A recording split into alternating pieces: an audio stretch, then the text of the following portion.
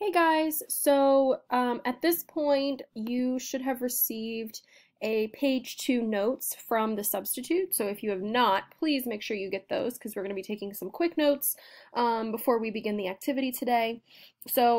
These notes are going to be focusing on what has led to World War II. And we are going to start on our first stop, which is the Pacific Theater and Japan, which we actually looked at on our map activity in the last lesson. So we're going to be looking at how the Japanese imperialized and how this led to the path to World War II. So just some things to note in terms of context.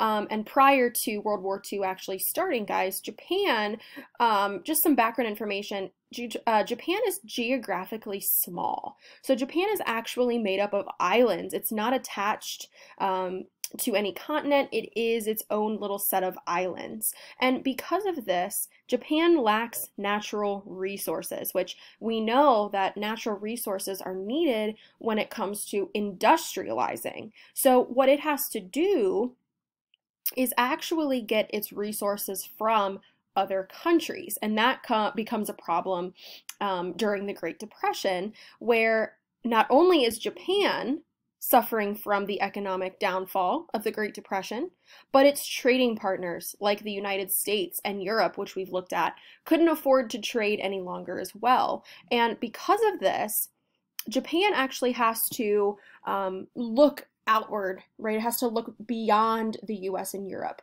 to try and get these natural resources that it doesn't have.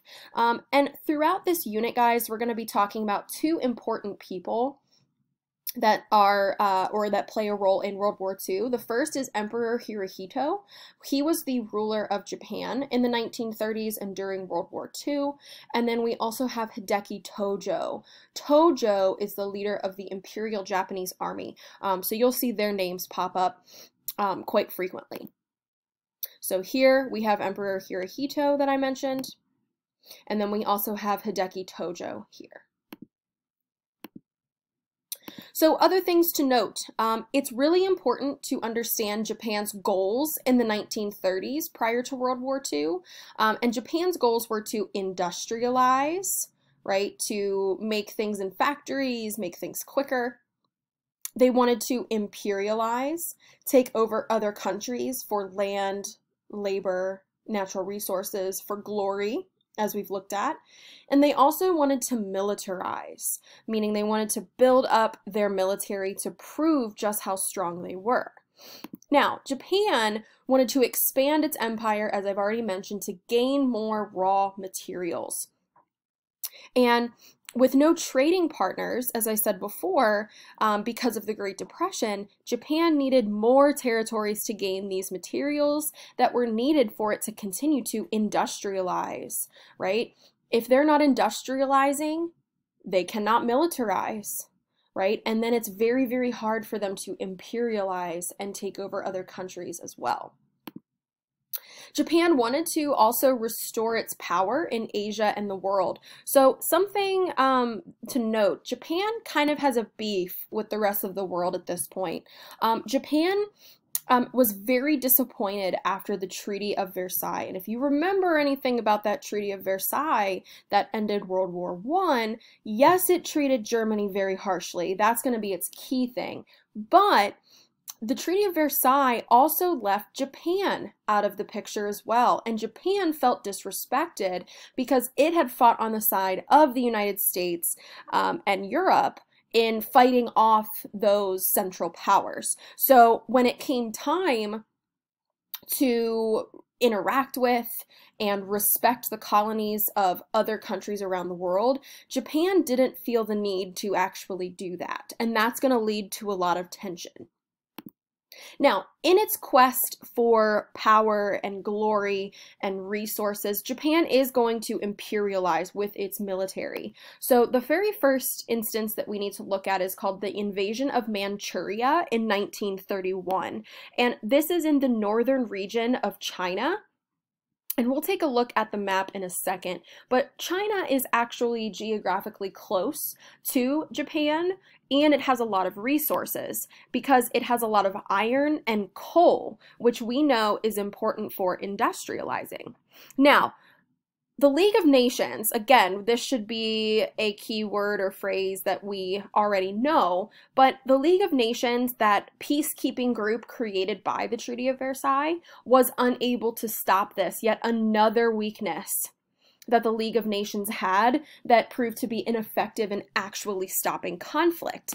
And because the League of Nations was unable to stop this invasion, actually it had a consequence of showing the world that countries could pursue aggressive policies against other countries without consequences. And I really want us to consider this as we move into conversations about appeasement and other causes of World War II, where there seems to be no consequence for actions. Okay. Japan ends up leaving the League of Nations after this and follows an ultra-nationalist and pro-military policy where it sees territorial control, colonial control, as essential to its survival. So, not being stopped at Manchuria leads Japan to an invasion of Nanking, which we'll look at in a second. So on your notes, there is this map here, and I want us to circle or shade in the area of Manchuria. So Japan is here, okay? Put a star on Japan for me. And then Manchuria is this area, this northern region that we mentioned before is very rich in iron and coal. Now, this here that we're not shading is Korea.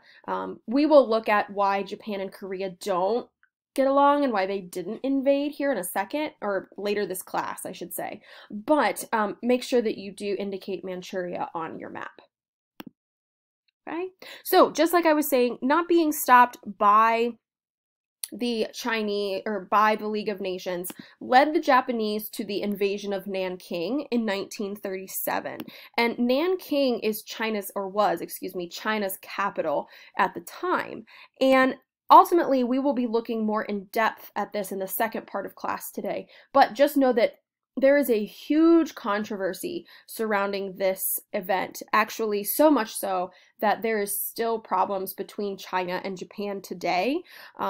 There is essentially an unknown number of deaths that occurred at this event, and there's a really big controversy surrounding this because it's demonstrating to the entire world at the time the horrors of war. And a lot of historians consider this invasion, which, as you will see, has a very different name, a more crude name, the Rape of Nanking. And I think you guys can probably understand why as we look in this. But they consider this to be a genocide in the 20th century. Right? So just like we did with Manchuria and Japan, I also want us to understand the geography of where Nanking is located. So please take the moment now and put a circle on Nanking, that capital of China, on your map. Okay, so at this point, that concludes our notes for this section. Please make sure that you have received your page 3 from the sub, which is a web quest on the invasion of Nanking, and we are going to be taking a look at multiple perspectives of this event and getting some details so that we can understand and analyze what really happened at this invasion of Nanking and why it is so controversial and important to set the stage for World War II. So, like I said, make sure that you get that from the sub. Check out the resources that are in Google Classroom to finish that activity, and I will see you guys when I return on Thursday. Bye, guys.